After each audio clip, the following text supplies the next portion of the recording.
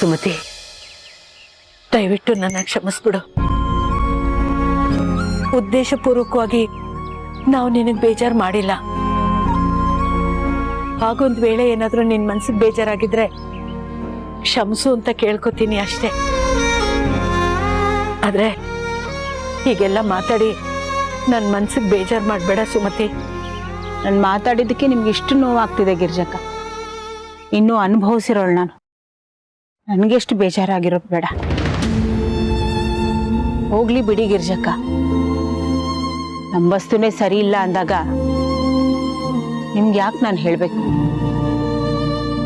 ನಾನು ಇಲ್ಲಿ ಕೂತಿದ್ದೀನಿ ಅಂತ ಲಕ್ಕಿಗೆ ಗೊತ್ತಾದ್ರೆ ಅವನ ಹತ್ರನೂ ಬಯಸ್ಕೋಬೇಕು. ಬೇಜಾರ್ ಜೊತೆ ಬೈಗಳು ಬೇರೆ.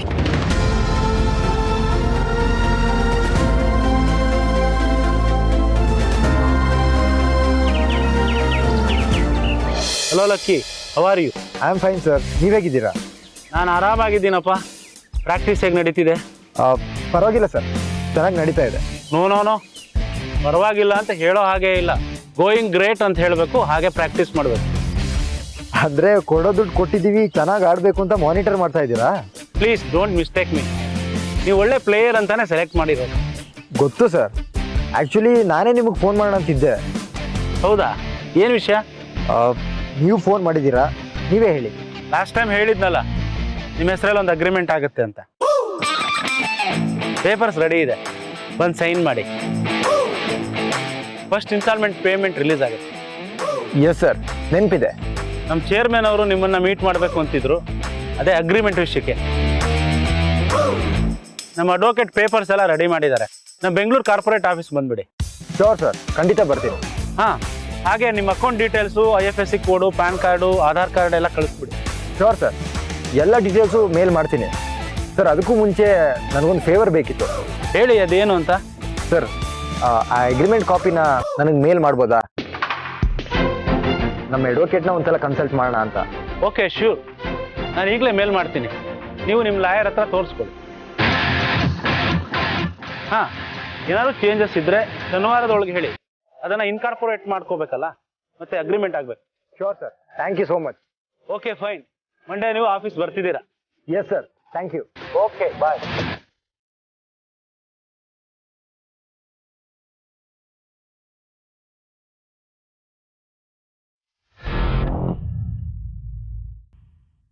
ಅಮ್ಮ, ನಾಳೆ ನಾನು ಬೆಂಗಳೂರಿಗೆ ಹೋಗ್ಬೇಕು. ಯಾಕೋ? ಈಗ ಲೀಗಿಗೆ ಸೆಲೆಕ್ಟ್ ಆಗಿದ್ದೀನಲ್ವಾ, ಅಗ್ರಿಮೆಂಟ್ ರೆಡಿ ಆಗಿದೆಯಂತೆ. ಅದನ್ನ ಸೈನ್ ಮಾಡೋದಕ್ಕೆ ಬೆಂಗಳೂರಿಗೆ ಹೋಗ್ಬೇಕು. ಸೈನ್ ಮಾಡಾದ್ಮೇಲೆ ಅಫಿಷಿಯಲಿ ನಾನು ಸೆಲೆಕ್ಟ್ ಆಗಿದ್ದೀನಿ ಅಂತ ಆಗೋದು. ಅಲ್ವೋ, ಒಂದೆರಡು ಮ್ಯಾಚ್ ಆಡಿ ವಾಪಸ್ ಬರೋದಲ್ವಾ? ಅದಕ್ಕೆ ಯಾಕೆ ಅಗ್ರಿಮೆಂಟು? 75 ಲಕ್ಷ ಸುಮ್ಮನೆ ಕೊಡ್ತಾರಾ? ಅವ್ರು ಹೇಳ್ದಾಗ ಕೇಳಬೇಕು, ಅವ್ರು ಹೇಳ್ದಾಗ ಮಾಡಬೇಕು. ಅವ್ರ ಕಂಟ್ರೋಲಲ್ಲಿ ಇವ್ರು ಇರಬೇಕಾಗುತ್ತೆ. ಅದಕ್ಕೆ ಅಗ್ರಿಮೆಂಟ್ ಮಾಡಿಸ್ಕೊಳ್ಳೋದು. ಹಾಗೇನಿಲ್ಲ. ಅದಕ್ಕೆ ಆ ಅಗ್ರಿಮೆಂಟಲ್ಲಿ ಕೆಲವೊಂದು ರೂಲ್ಸ್ ಆ್ಯಂಡ್ ರೆಗ್ಯುಲೇಷನ್ ಇರುತ್ತೆ. ಜೊತೆಗೆ ನಾನೇನು ಮಾಡಬೇಕು ಅಂತಲೂ ಮೆನ್ಷನ್ ಮಾಡಿರ್ತಾರೆ. ಈ ಅಗ್ರಿಮೆಂಟ್ ಎಲ್ಲ ಇಷ್ಟು ದಿನಕ್ಕೆ, ಇಷ್ಟು ವರ್ಷಕ್ಕೆ ಅಂತ ಇರುತ್ತೆ. ಅಗ್ರಿಮೆಂಟ್ ಮುಗಿಯೋವರೆಗೂ ಬೇರೆ ಟೀಮ್ಗೆ ಆಡೋ ಆಗಿಲ್ಲ ಅಷ್ಟೇ. ಈ ಕಾರ್ಪೊರೇಟ್ ಲೆವೆಲಲ್ಲಿ ಈ ಅಗ್ರಿಮೆಂಟ್ ಎಲ್ಲ ಮಾಮೂಲಿ. ಅಲ್ಲ ಕಣೋ, ಇಷ್ಟು ಚಿಕ್ಕ ವಿಷಯಕ್ಕೆ ಅಷ್ಟೆಲ್ಲ ಯಾಕೆ? ಅಮ್ಮ, ಎಲ್ಲರೂ ಒಂದೇ ಥರ ಇರಲ್ಲ. ಈಗ ಈ ಟೀಮ್ ಅವರು 75 ಲಕ್ಷ ಕೊಟ್ಟು ನನ್ನ ತಗೊಂಡಿದ್ದಾರೆ. ಬೇರೆ ಟೀಮ್ ಅವರು ಜಾಸ್ತಿ ಆಫರ್ ಮಾಡಿದ್ರೆ ನಾನು ಈ ಟೀಮ್ನ ಬಿಟ್ಟೋಗ್ಬಿಟ್ರೆ ಇದೆಲ್ಲ ಆಗ್ಬಾರ್ದಲ್ವಾ? ಅದಕ್ಕೆ ಅಗ್ರಿಮೆಂಟ್ ಮಾಡಿಸ್ಕೋತಾರೆ. ಆದ್ರೆ ಆಡಿದ ಮಾತು ಯಾರಾದ್ರೂ ತಪ್ತಾರೇನಾ? ಅಂಥವ್ರು ಇರ್ತಾರೆ ಚಿಕ್ಕತ್ತೆ. ದುಡ್ಡು ತುಂಬಾ ಕೆಟ್ಟದ್ದು, ಯಾರ ಕೈಲಿ ಏನ್ ಬೇಕಾದ್ರೂ ಮಾಡಿಸುತ್ತೆ. ಆದರೆ ಕಾಂಟ್ರಾಕ್ಟ್ ಸೈನ್ ಮಾಡೋದು ಒಂದು ಫಾರ್ಮ್ಯಾಲಿಟಿ. ಎಲ್ಲ ಕಡೆ ಇರುತ್ತೆ, ಇದನ್ನು ಕ್ಲಿಯರ್ ಮಾಡಲೇಬೇಕು. ನಾನು ಬಿಗ್ FM ಜಾಯ್ನ್ ಆದಾಗ ಇದೇ ಥರ ಕಾಂಟ್ರಾಕ್ಟ್ ಸೈನ್ ಮಾಡಿದ್ದೆ.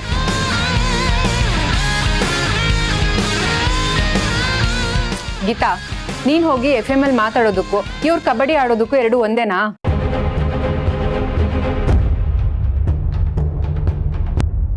ಅದಕ್ಕೆ ಕಾರ್ಪೊರೇಟ್ ಲೆವೆಲಲ್ಲಿ ಅಗ್ರಿಮೆಂಟ್ ಎಲ್ಲ ಒಂದೇ ಇರುತ್ತೆ.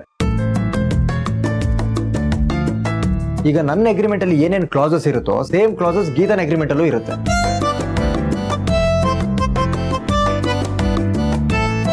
ಅದಲ್ಲದೆ ಪ್ಲೇಯರ್ಸ್ ಅಂದಮೇಲೆ ಆ್ಯಡ್ಗೆಲ್ಲ ಕರೀತಾರೆ. ಅವ್ರ ಪರ್ಮಿಷನ್ ಇಲ್ಲದೆ ಹೋಗಬಾರ್ದು.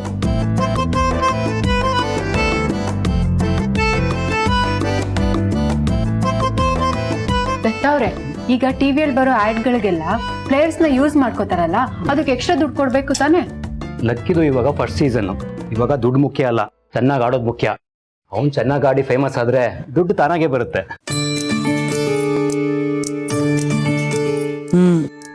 ಆದ್ರೂ ಪ್ಲೇಯರ್ಸ್ಗೆ ಅವ್ರ ಟ್ಯಾಲೆಂಟ್ಗೆ ತಕ್ಕ ಹಾಗೆ ಚೆನ್ನಾಗಿ ದುಡ್ಡು ಕೊಡ್ತಾರೆ ಅನ್ನೋದು ಎಷ್ಟು ನಿಜನೋ ಅವ್ರ ಮೇಲೆ ಅಷ್ಟೇ ಕಂಟ್ರೋಲ್ ಇಟ್ಟಿರ್ತಾರೆ ಅನ್ನೋದು ಅಷ್ಟೇ ನಿಜ. ಅದಕ್ಕೆ ನಾನೇನ್ ಮಾಡಿದ್ದೀನಿ ಹೇಳು, ಅಗ್ರಿಮೆಂಟ್ನ ನಮ್ಮ ಲಾಯರ್ ತೋರಿಸ್ಬೇಕು ಅಂತಿದ್ದೀನಿ.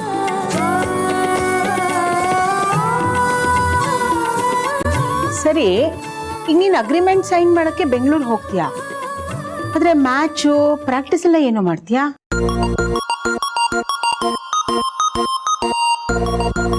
ಅಮ್ಮ, ಪ್ರಾಕ್ಟೀಸ್ ಎಲ್ಲ ಬೆಂಗಳೂರಲ್ಲೇ ಇರುತ್ತೆ, ಮ್ಯಾಚ್ ಬೇರೆ ಬೇರೆ ಕಡೆ ಇರುತ್ತೆ. ಎಲ್ಲೆಲ್ಲಿ ಮ್ಯಾಚ್ ಇರುತ್ತೋ ಅಲ್ಲಲ್ಲಿ ಟ್ರಾವೆಲ್ ಮಾಡಬೇಕು.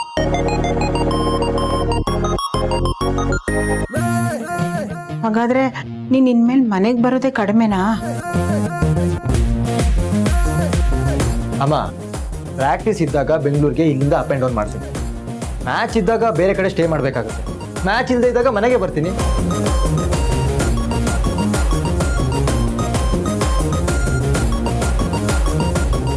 ಈಗ ಅಗ್ರಿಮೆಂಟ್ ಸೈನ್ ಮಾಡೋದಕ್ಕೆ ಬೆಂಗಳೂರಿಗೆ ಹೋಗ್ಬೇಕು. ಗೀತಾ, ನೀ ನನ್ನ ಜೊತೆ ಬರ್ತೀಯಾ?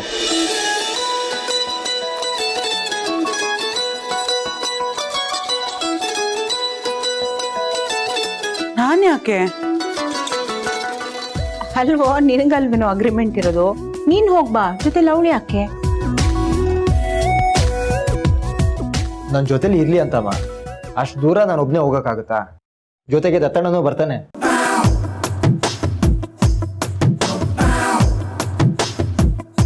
ನಾನು ಯಾಕೋ ಲಕ್ಕಿ? ದನ ಕಾಯಕ್ಕೆ. ಅಲ್ಲ ಕಣೋ, ನೀನು ದತ್ತ ಹೋಗ್ ಬನ್ನಿ, ಜೊತೆಲಿ ಗೀತಾ ಯಾಕೆ? ಬರ್ಲಿ ಬಿಡಮ್ಮ. ಅಲ್ವೋ, ಹೋಗ್ತಿರೋದು ಕಬಡ್ಡಿಗೆ ಸಂಬಂಧಪಟ್ಟ ವಿಷಯ ಅಲ್ವಾ? ಎಲ್ಲಾ ಕಡೆ ಅವಳನ್ನ ಯಾಕೆ ಹೇಳ್ಕೊಂಡು ಹೋಗ್ತೀಯಾ? ಮನೇಲಿದ್ದು ಏನ್ ಮಾಡ್ತಾರೆ ಹೇಳು? FM ಸ್ಟೇಷನ್ಗೆ ರಜೆ ಇದೆ ಅಲ್ವಾ?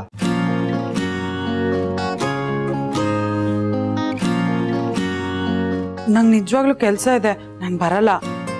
ನಾನು ಹೇಳಿದ್ಮೇಲೆ ಬರ್ಬೇಕಷ್ಟೇ. ದತ್ತವ್ರೇನಿಕೆ? ಹೌದು ಕಣ, ನೀವಿಬ್ರು ಹೋಗಿ ಬನ್ನಿ. ನಿಮ್ಮ ಮಧ್ಯ ನಾನೇನ್ ಮಾಡಕ್ಕೆ? ನಿಮ್ಗೂ ಪ್ರೈವೇಸಿ ಇರಲ್ಲ. ಏನಪ್ಪಾ ದೊಡ್ಡ ಮನುಷ್ಯ, ಮಾತು ಕೊಟ್ಟಿದ್ದೆ ಮರ್ತು ಬಿಟ್ಯಾ? ಮಾತ್ ಕೊಟ್ಟಿದ್ರಾ?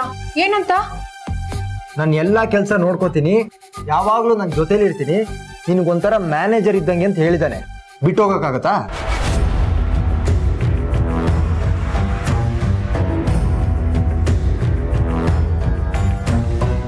ಅದ್ಕೆ ಬೇಕಾದ್ರೆ ನೀವು ಬನ್ನಿ. ಬೇಡ ಬೇಡ, ನೀವ್ ಹೋಗ್ ಬನ್ನಿ. ನಿಮಗ್ ಅಸಿಸ್ಟೆಂಟ್ ಆಗಿ ಇವ್ರು ಬರ್ತಾರೆ, ಗೀತಂಗ್ ಅಸಿಸ್ಟೆಂಟ್ ಆಗಿ ನಾನ್ ಬರ್ಲಾ? ಬಾರೆ ಪಿಂಕಿ, ಚೆನ್ನಾಗಿರುತ್ತೆ. ಯಾಕೆ ಸುಮ್ನೆ ರೇ? ಹೋಗ್ತಾ ಇರೋದು ಕೆಲ್ಸಕ್ಕೆ, ಪಿಕ್ನಿಕ್ಗಲ್ಲ, ಮನೆಯವರೆಲ್ಲ ಸೇರ್ಕೊಂಡು ಹೋಗಕ್ಕೆ.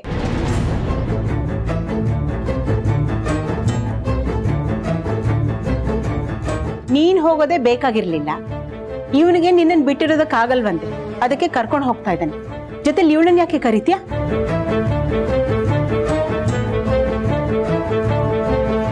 ಲಕ್ಕಿ, ನೀವ್ 3 ಜನ ಹೋಗ್ ಬನ್ನಿ. ಅಗ್ರಿಮೆಂಟ್ ನಲ್ಲಿ ಏನೇನಿರುತ್ತೆ ಸರಿಯಾಗಿ ಓದಿ ಸೈನ್ ಮಾಡ್ಬಿಟ್ ಬಾ.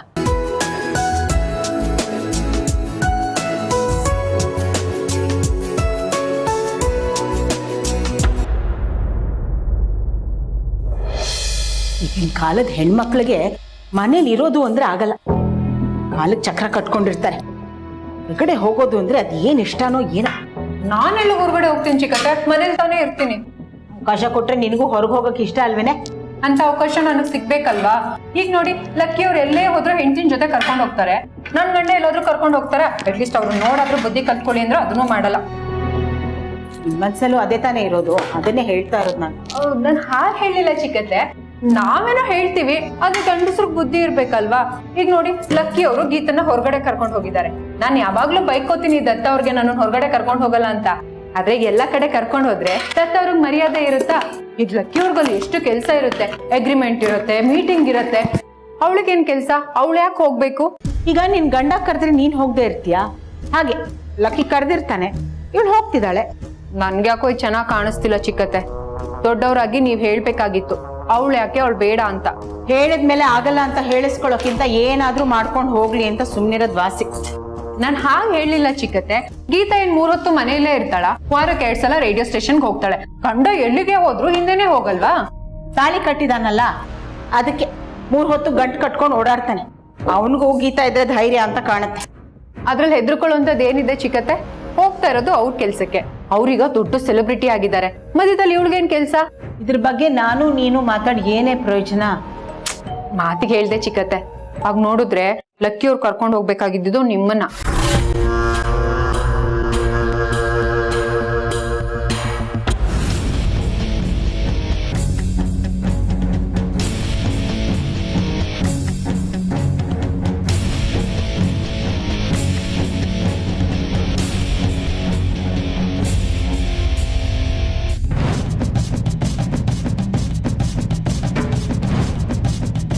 ಗೀತಾ ಗೀತಾ, ಯಾಕೆ ಹಂಗೆ ಕೂಗ್ತಿದ್ದೀರಾ ಲಕ್ಕಿಯವರೇ? ಇಟ್ಟಿರೋ ಕಡೆ ಇರಲ್ಲ, ಹುಡುಕಿ ಸಾಕಾಯ್ತು. ಏನ್ ಹುಡುಕ್ತಿದ್ದೀರಾ? ಏನ್ ಕಾಣಿಸ್ತಿಲ್ಲ? ಆಧಾರ್ ಕಾರ್ಡು, ಬ್ಯಾಂಕ್ ಡೀಟೇಲ್ಸ್ ಏನು ಕಾಣಿಸ್ತಾ ಇಲ್ಲ. ಬೀರುಲೆ ಇದೆಯಲ್ಲ ಎಲ್ಲ. ಇಡೀ ಬೀರು ಹುಡುಕಾಯ್ತು. ಹುಡ್ಕೋ ಕಡೆ ಹುಡುಕಿದ್ರೆ ಎಲ್ಲ ಸಿಗುತ್ತೆ. ಬನ್ನಿ ಈ ಕಡೆ, ನಾನು ಹುಡುಕ್ತೀನಿ.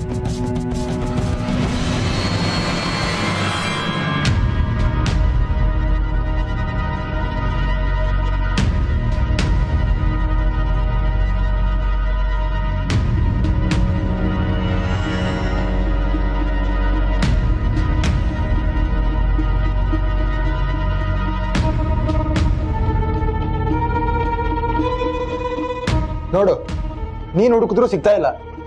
ಇಲ್ಲೇ ಇತ್ತು ಲಕ್ಕಿಯವರೇ, ಎಲ್ಲ ಒಂದು ಫೈಲಲ್ಲಿ. ಆ ಫೈಲ್ ಕಾಣಿಸ್ತಿಲ್ಲ.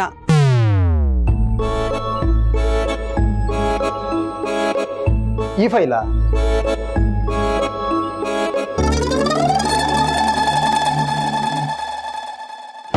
ಅದೇ ಫೈಲು. ಈ ಫೈಲ್ ಹುಡುಕಾಯ್ತು, ಎಲ್ಲೂ ಇಲ್ಲ.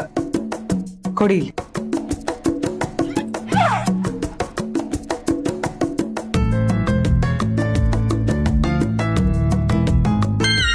ಇಲ್ಲಿಟ್ಟಿದ್ಯಾ? ಅಲ್ಲಿಟ್ಟದ್ ನನ್ಗೇನ್ ಗೊತ್ತಾಗುತ್ತೆ? ಸೇಫ್ ಆಗಿರ್ಲಿ ಅಂತ ಇಟ್ಟಿದ್ದೆ. ಈ ಕಾಮಾಗಿ ಹುಡುಕಿದ್ರೆ ಎಲ್ಲ ಕಾಣಿಸುತ್ತೆ. ನಾನು ಸುಮ್ಮನೆ ಮೇಲ್ಮೇಲೆ ನೋಡಿದೆ ಅಷ್ಟೇ.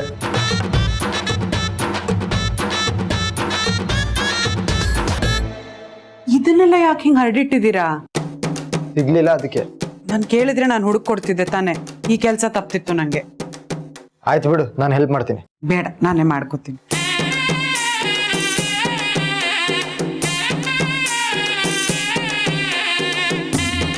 ಗೀತಾ, ಸುಮ್ಮನೆ ಗೊಣಗಾಡ್ಬೇಡ. ನನ್ನ ಟೆನ್ಷನ್ ನನಗೆ.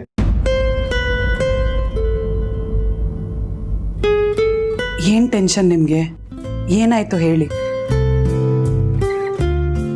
ಬೆಂಗಳೂರು ಟೀಮ್ ಆಫೀಸ್ಗೆ ಹೋಗ್ಬೇಕಲ್ವಾ, ಅದಕ್ಕೆ ಸ್ವಲ್ಪ ಟೆನ್ಷನ್ ಅಷ್ಟೇ. ಇದ್ರ ಬಗ್ಗೆ ಎಲ್ಲ ಟೆನ್ಷನ್ ಮಾಡ್ಕೊಳ್ಳೋದಕ್ಕೆ ಇದೆಲ್ಲ ನಿಮಗೆ ಹೊಸ್ತಾ? ಮುಂಚೆ ಇದನ್ನೆಲ್ಲ ಫೇಸ್ ಮಾಡಿದ್ರೆ ಭಯ ಆಗ್ತಾ ಇರಲಿಲ್ಲ. ಫಸ್ಟ್ ಟೈಮ್ ಅಲ್ವಾ. ನೀವು ಎಷ್ಟು ಮ್ಯಾಚ್ಗಳು ಆಡಿದ್ದೀರಾ, ಎಂತೆಂಥವ್ರ ಹತ್ರ ಎಲ್ಲ ಮೆಡಲ್ ತಗೊಂಡಿದ್ದೀರಾ. ಪೊಲೀಸ್ ಕಮಿಷನರ್ ಅಂತೆ, MLA ಅಂತೆ, MP ಅಂತೆ. ಇದೆಲ್ಲ ಯಾವ ಲೆಕ್ಕ ಲಕ್ಕಿಯವರೇ ನಿಮಗೆ? ಇಲ್ಲಿ ಲೋಕಲಲ್ಲಿ ಆಡಿ ಮೆಡಲ್ ತಗೊಳ್ಳೋದು ದೊಡ್ಡ ವಿಷಯ ಅಲ್ಲ ಗೀತಾ, ಅದು ಕಾರ್ಪೊರೇಟ್ ಲೆವೆಲ್.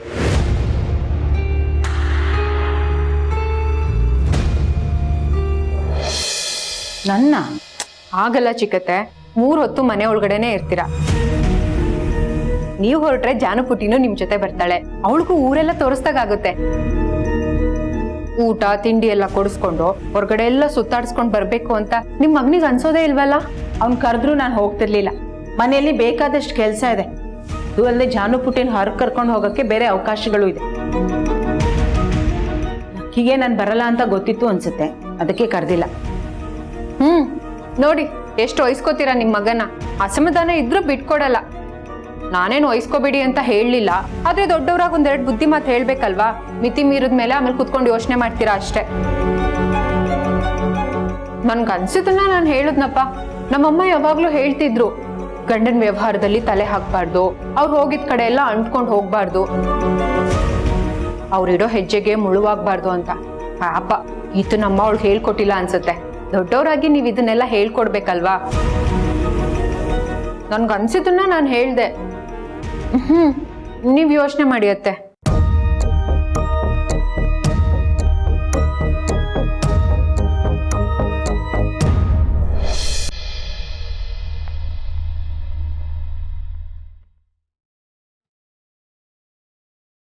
ವಿಷಯ ಇಷ್ಟೇ ಗೀತಾ, ಆದ್ರೆ ಇದೆಲ್ಲ ತುಂಬಾ ಹೊಸ್ತು. ಕಾರ್ಪೊರೇಟ್ ಆಫೀಸ್ಗೆ ಹೋಗೋದು, ಬಿಗ್ ಶಾಟ್ಗಳನ್ನ ಮೀಟ್ ಮಾಡೋದು, ಅಗ್ರಿಮೆಂಟ್ ಸೈನ್ ಮಾಡೋದು, ಇದೆಲ್ಲ ಮುಂಚೆ ಮಾಡಿಲ್ಲ. ಇದೆಲ್ಲ ಹೇಗ್ ಮ್ಯಾನೇಜ್ ಮಾಡ್ತೀನಿ ಅಂತ ಸ್ವಲ್ಪ ಭಯ.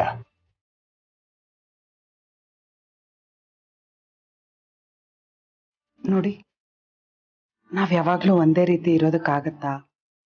ಆಗಲ್ಲ. ಪರಿಸ್ಥಿತಿ ಬದಲಾದ ಹಾಗೆ ನಾವು ಬದಲಾಗ್ಬೇಕು. ಇಲ್ಲ ಅಂದ್ರೆ ಸಮಯ ನಮ್ಮನ್ನ ಬದಲಾಯಿಸುತ್ತೆ. ನಾವ್ ಬೆಳೀತಾ ಬೆಳೀತಾ ನಮ್ ವ್ಯಕ್ತಿತ್ವನೂ ಬೆಳೆಯತ್ತಂತೆ. ಅದಕ್ಕೆ ತಕ್ಕ ಹಾಗೆ ಬದಲಾವಣೆನ ಒಪ್ಕೊಂಡು ಅದಕ್ಕೆ ಹೊಂದ್ಕೊಂಡು ಹೋಗ್ಬೇಕು. ನೋಡಿ, ಜನರನ್ನ ಮ್ಯಾನೇಜ್ ಮಾಡೋದು ನಿಮ್ಗೇನು ಹೊಸ ವಿಷಯ ಅಲ್ಲ.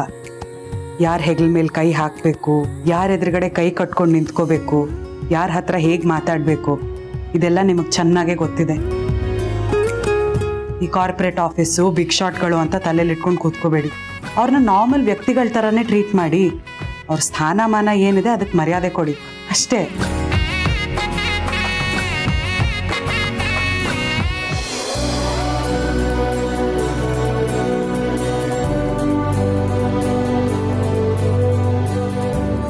ಬಾಬಾ, ಅದ್ ಏನು ಅಂತ ಮಾತಾಡ್ತೀಯ ಗೀತಾ? ನೀನ್ ಆರ್ಜಿಯಾಗಿ ವರ್ಕ್ ಮಾಡಿದ್ಕೆ ಸಾರ್ಥಕ ಆಯ್ತು. ನಿನ್ ಮಾತು ಕೇಳ್ತಾ ಇದ್ರೆ ಕಾನ್ಫಿಡೆನ್ಸ್ ಲೆವೆಲ್ ಹಿಂಗೆ ಹೈ ಆಗುತ್ತೆ, ಗೊತ್ತಾ? ಏನೋ ಗೊತ್ತಿರೋ ವಿಷಯನ ನಿಮ್ಗೂ ಹೇಳ್ದೆ ಅಷ್ಟೇ. ಆದ್ರೂ ಮಾತಾಡೋದು ತುಂಬಾ ಚೆನ್ನಾಗಿ ಕಲ್ತಿದ್ದೆ.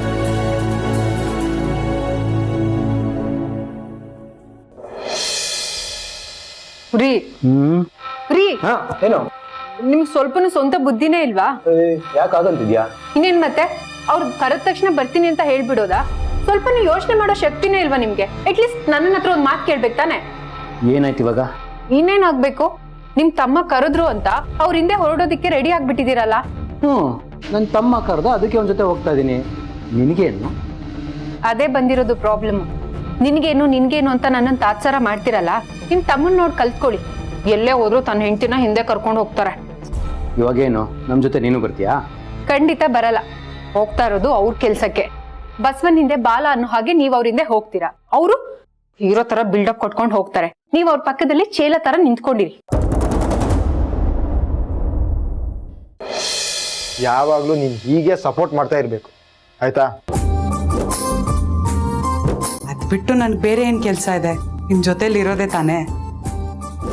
Thank you Geetha. ಅಷ್ಟೂರಾಗಿರೋದು ನೋವಾಯ್ತಾ ಗೀತಾ? ಮತ್ತೆ ಅಯ್ಯೋ ಸಾರಿ ಗೀತಾ, ನನ್ಗೆ ಗೊತ್ತಾಗಿಲ್ಲ. ಎಲ್ಲಿ ನೋವಾಯ್ತು? ಸಾರಿ ಗೀತಾ, ಸಾರಿ. ಬಿಡಿ, ಆಯ್ತು.